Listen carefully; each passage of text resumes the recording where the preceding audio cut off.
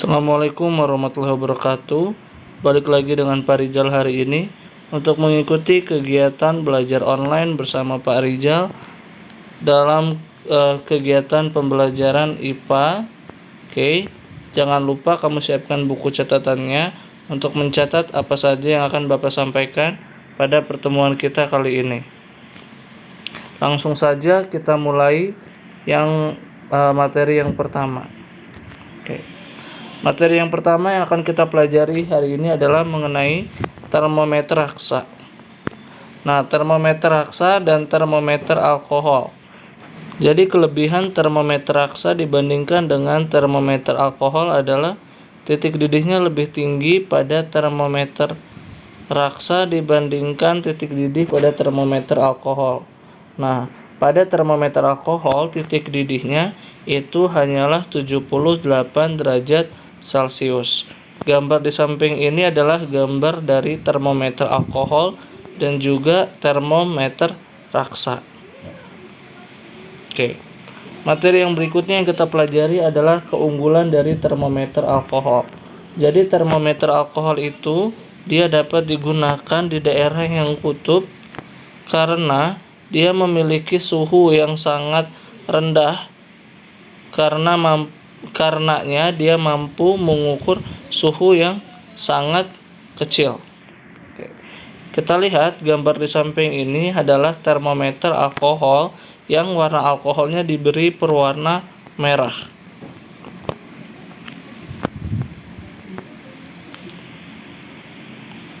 Oke, berikutnya yang kita pelajari adalah mengatasi masalah yang timbul akibat pemuaian.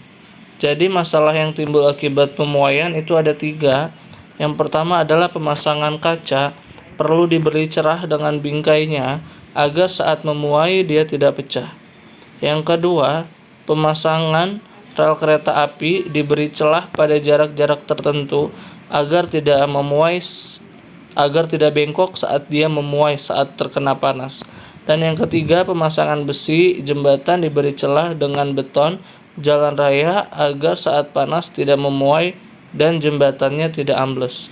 Kita lihat gambar di samping ini adalah gambar dari sela pada rel kereta api. Jadi pada rel kereta api ini diberikan sela di sini, dikasih jarak yang kosong.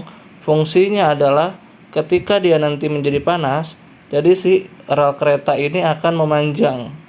Jadi kalau dia memanjang dan dia tidak ada sela seperti ini yang kosong, maka nanti yang terjadi adalah dia akan bengkok. Jadi akan bengkok seperti ini dan itu akan menjadi berbahaya bagi jalannya kereta api. Oke. Lanjut ke materi yang berikutnya, yaitu mengenai pemuaian pada ban kendaraan. Oke. Ban yang sedang melaju di jalan dengan kecepatan tinggi pada siang hari, pada siang hari yang sedang terik tiba-tiba pecah.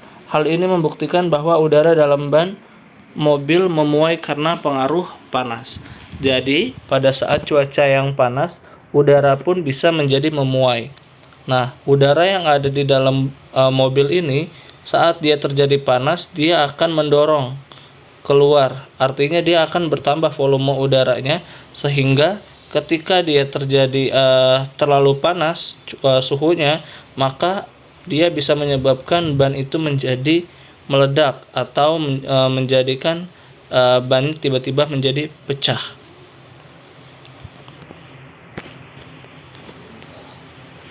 Yang berikutnya adalah yang kita pelajari mengenai percobaan pada gelas Erlenmeyer. Pada suatu percobaan memanaskan air dalam gelas Erlenmeyer di atas kompor yang mengakibatkan air tersebut meluap. Hal ini membuktikan bahwa zat cair memuai lebih besar daripada zat padat, sehingga air dalam gelas Erlenmeyer meluap keluar. Jadi gini, kalau kamu manaskan air nih di dalam gelas Erlenmeyer ini dipanaskan, airnya misalkan penuh tadi, ketika dia panas, airnya akan keluar tumpah. Artinya volumenya air dia lebih banyak memuai. Dia lebih banyak volumenya bertambah memuai sehingga dia bisa keluar daripada gelas Erlenmeyer. Artinya muai zat cair itu lebih besar daripada pemuaian pada zat padat. Kita lanjut lagi ke materi yang berikutnya, yaitu mengenai koefisien muai panjang. Nah, pada dua buah keping logam yang ditempelkan lalu dipanaskan, logam akan mengalami pemuaian dan membengkok ke arah logam yang memiliki koefisien muai yang lebih kecil. Apa itu maksudnya? Muai itu artinya dia memanjang. Jadi kalau kita misalkan meletakkan dua buah logam seperti ini, ya, dua buah logam, di mana logam yang di atas ini koefisien muainya lebih kecil, yang di sini yang adalah koefisien muainya lebih besar. Nah, ketika dia dipanaskan, maka otomatis sisi yang di bawah ini akan menjadi lebih panjang. Ya, otomatis sisi yang di bawah ini akan menjadi lebih panjang dan dia mendorong terjadinya pembengkokan ke arah atas. Jadi, kalau misalkan ada dua buah besi yang ditempelkan, bukan besi, ada dua buah logam yang ditempelkan. Nah, kemudian dia dipanaskan, maka arah bengkoknya pemuaian itu akan mengarah pada yang pemuaiannya kecil. Seperti ini ya gambarnya ya. Jadi dia akan memuai ke arah yang memiliki koefisien kecil seperti gambar yang ini. Jadi dia memuai ke arah yang lebih kecil. Yang koefisien muainya lebih besar, dia akan menghasilkan logam yang lebih panjang. Berikutnya yang kita pelajari adalah mengenai pemuaian logam. Sebuah logam dipanaskan sampai suhu tertentu. Jika logam mengalami penambahan panjang dan lebar, maka logam tersebut mengalami muaian luas. Pemuaian luas. Muai luas berasal dari pertambahan panjang dan lebar. Kita perhatikan gambar. Ini adalah sebuah persegi yang panjang sisinya masing-masing S0 dan S0. Nah, ketika dia dipanaskan, dia akan bertambah. Panjangnya bertambah, lebarnya juga bertambah. Tuh, panjangnya bertambah, lebarnya juga bertambah. Maka kalau terjadi kejadian seperti ini, pertambahan panjang dan juga pertambahan lebar, maka dia dikatakan sebagai pemuaian luas.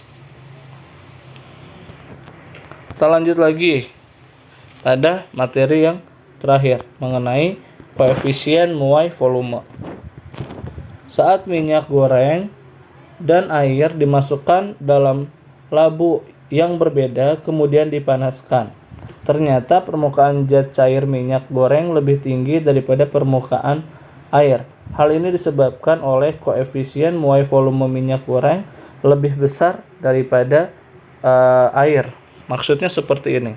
Kalau kita punya gelas labu seperti ini ya, lalu kita tuangkan minyak sampai segini, di sini minyak semua, lalu dipanaskan dia bertambah. Minyaknya bertambah hingga segini. Sementara kalau kita masukkan air dengan tinggi semulanya sama, tinggi semulanya segini, dipanaskan dia pertambahannya hanya segini, tidak sebanyak kenaikan pada pemanasan minyak. Artinya pemuaian volume minyak itu lebih besar, sehingga kalau dia dipanaskan, hasil yang akan didapatkan lebih tinggi atau lebih besar volumenya. Artinya volume muai pada minyak itu lebih tinggi daripada volume muai pada air. Oke. Demikianlah kegiatan pembelajaran kita hari ini. Jangan lupa apa yang telah Bapak ajarkan kamu catat. Bapak akhiri pertemuan kita hari ini. Assalamualaikum warahmatullahi wabarakatuh.